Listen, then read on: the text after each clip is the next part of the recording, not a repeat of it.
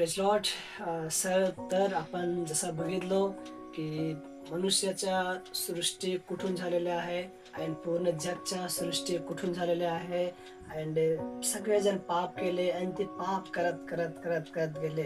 त्यामध्ये देवाचा एकच इच्छा होता की त्या पापामधून त्याला बाहेर कसा काढावं, त्याला बाहेर कसा आणावं. कारण की देवाने बनवलेले होते, तर देवाला असं खूप वाटायचं की नाही, माझी लोक बाहेर यायला पाहिजे आणि माझे लोक परत यायला पाहिजे. ते जी आज्ञा मोडले होते त्या आज्ञा मोडायच्या आधी तर आपण आलो होतो मोजेस पर्यंत की मुसा जो होता, मोजेस जो होता, त्यांनी त्याला त्या संकटातून, त्यांनी त्या गुलामगिरीतून त्यांनी बाहेर काढले आणि बाहेर काढून त्यांनी कनान हा एक नगर होता, खूप चांगला देश होता, त्यामध्ये त्यांनी आणले.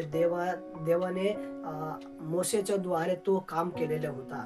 आणि त्याच्यानंतर त्यांनी तसंच प्रति पाप वाढत गेला, पाप राहिला त्यांच्यामध्ये आणि त्यांना असा एक गरज होता की पापापासून दूर कसा जावं, पापांपासून त्याला मुक्ती कसा भेटावं, ते सगळं त्यांच्यामध्ये खूप चालू होता. आणि मग देवाने सांगितले की तुमच्यामध्ये मी स्वतः येणार आहे.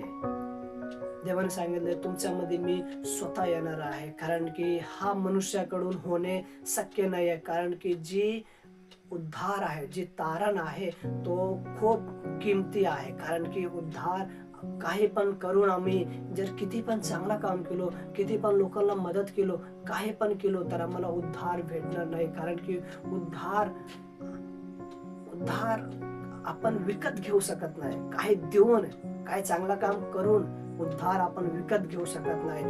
तर देवाने प्लान केले, देवाने ठरवले की मी माझ्या मुलाला आणि मी स्वतः येईल म्हणून देवाने असा प्लान केलेले होते. मग परत ते देवाने अजून प्रयत्न केले की खूप खूप मोठा प्रोसेस झाला. देवाने असा राजांना पाठवले आणि त्याच्यानंतर शास्त्र करणारे लोकांना देवाने पाठवले.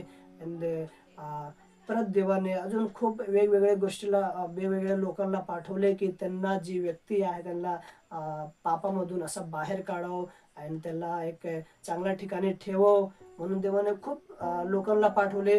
मग त्याच्यानंतर खूप वर्ष झाले नंतर देवाने प्लान केले, देवाने भविष्यवाणी केले. जुना काळात मध्ये आधी जुना करार होता, बायबल मधले ओल्ड टेस्टमेंट जे होतं, त्यामध्ये देवाने भविष्यवाणी केले की मी माझ्या मुलाला येशू आहे, ह्याला मी पाठवणार आहे. त्या भविष्यवाणी करत राहिले. खूप लोक आहेत ते भविष्यवाणीला त्यांनी महत्व देत नव्हते, ती भविष्यवाणीला त्यांनी असं पकडून धरत नव्हते. ती भविष्यवाणीला त्यांनी म्हणायचे की असं उगाच काय तर असेल.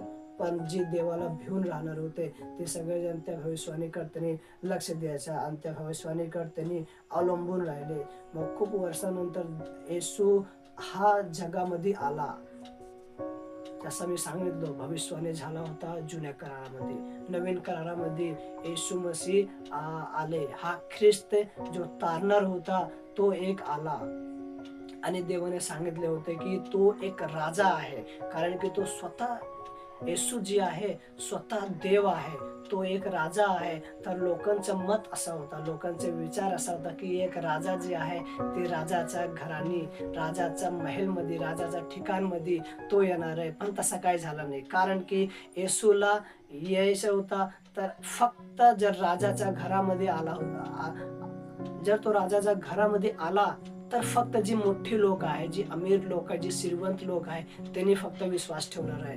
पण नाही, येशू मसीह आले हा एका गायीच्या गोठ्यात आले, एका खराब ठिकाणामध्ये आले, जे लोकांकडून ती अपेक्षा नव्हता. त्याच्या आधी मी सांगणार आहे त्याच्या आधी काय झाला.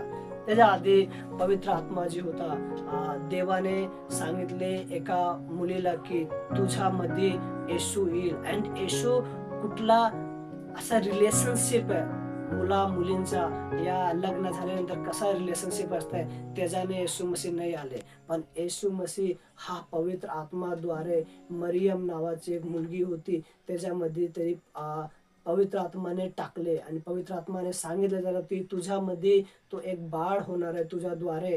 अँड तो बाळ हा जगाचा तारणार आहे म्हणून ठरवले जाणार आहे आणि तोच एक तारणारा होणार आहे आणि तो एक राजा होणार आहे. मी सांगालो की त्या मुलीचं लग्न झालेलं नव्हतं, त्या मुलीचं एंगेज झालेलं होता, पण त्या मुलीचं लग्न झालेलं नव्हता. थोड्या दिवसानंतर त्या जी त्याच्याबरोबर एंगेज केलेलं होतं त्याला तसं कळतंय की असं झालेलं आहे, असं आहे. त्यांनी त्याला सोडून देण्यासाठी विचार करताय. त्यांनी सोडून देण्यासाठी विचार केले की परत देवाने त्याला सांगते त्या मुलाला की सोडून देऊ नको, कारण की जी त्यांच्यामध्ये आहे तो देवाकडून आहे, जी तारणारा आहे तो त्या मुलीच्या द्वारे येत आहे. कारण की हा एक खूप महत्वाची, खूप एक मोठी गोष्ट आहे की एक मुलगी आहे, लग्न व्हायच्या आधी जर त्याच्या पोटात बाळ आहे तर लोक काय विचार करतात, हा विचार अँड हा प्रॉब्लेमला फेस करणे हा एक खूप इम्पॉर्टंट होता, खूप महत्वाचा होता की फेस करणे खूप अवघड आहे. पण त्या मुलीने ती मुलगी खूप चांगली होती, देवाला भिवून राहणारी मुलगी होती आणि त्यामध्ये त्यांनी टिकून राहिले आणि देवावर विश्वास ठेवत राहिले त्यांनी. आणि थोड्या दिवसानंतर त्या येशू हा बाळाचा हा जन्म होत आहे. हा जन्म झाले की परत जसं मी सांगितलं तो सर्पाद्वारे शैतानाने पाप पाडलेला होता. सर्पाद्वारे शैतानाने जी हवा होती हवाला फसवला होता आणि त्यांनी सुरुवातीमध्ये आज्ञा मोडलेले होते. त्या ठिकाणी मध्ये परत जेव्हा येशू आला हा जगामध्ये, येशू हा धरतीमध्ये आला, तेव्हा शैतानाने राजाचा मनात टाकला की जी येशू आहे तो एका दिवशी तो राजा बनणार आहे आणि तो राज्य करणार आहे आणि तो तारणारा आहे. तर त्या राजाने ज्या नगरामध्ये त्याचा जन्म झाला त्याच्या एरियामध्ये राजा होता, हेरोद राजा, त्याचं नाव होतं हेरोद राजा. आणि शैतानाने त्याच्या मनात टाकले, त्याला सांगितले की तू काहीतरी असं कर की जी लहान बाळ आहे त्या सर्वांना मारून टाकायचं आहे. असा मग राजाने असा नियम काढले, राजाने असा आज्ञा काढले की जेवढा लहान मुलं आहे त्या सर्वांना मारून टाकायचं आहे. आणि तो खरंच केले, जेवढा सगळेजण होते त्या सर्वांना मारून टाकले.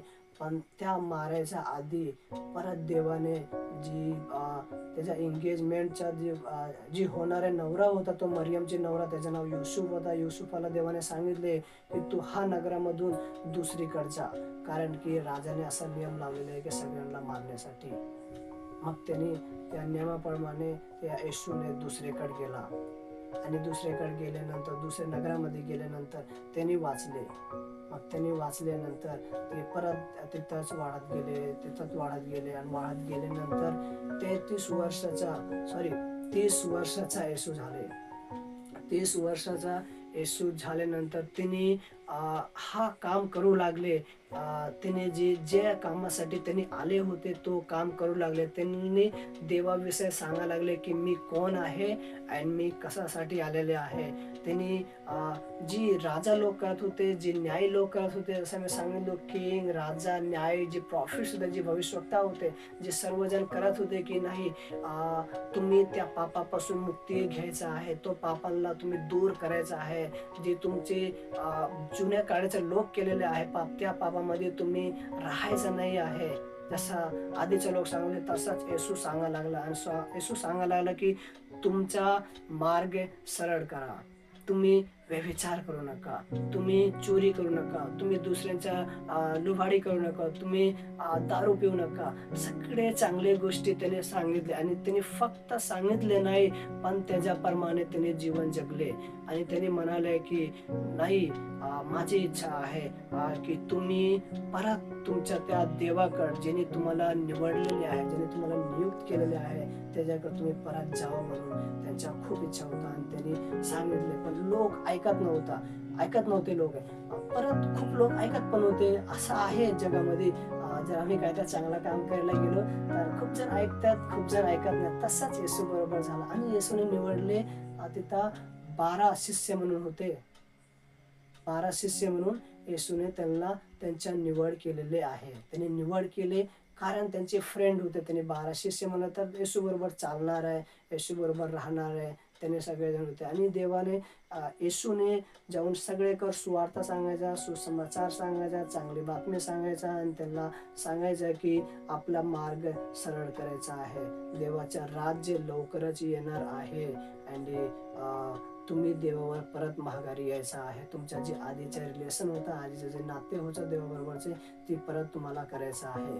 ते सगळे येशू मसीह सांगत होते. मग परत काय होतं थोड्या दिवसानंतर आपण बघूया ह्याच्या पुढच्या एपिसोडमध्ये, पुढच्या पार्टमध्ये मी सांगणार आहे येशूने परत काय केलं. आता येशूने हे तर लोकांना सांगाले की तुम्ही तुमचे मार्ग सरळ करा, आणि तरी नाही केले, त्याने त्या पापामध्ये मन नाही फिरवले, तर येशू काय करत आहे त्यांच्यासाठी या आम्ही नेक्स्ट एपिसोडमध्ये बघूया.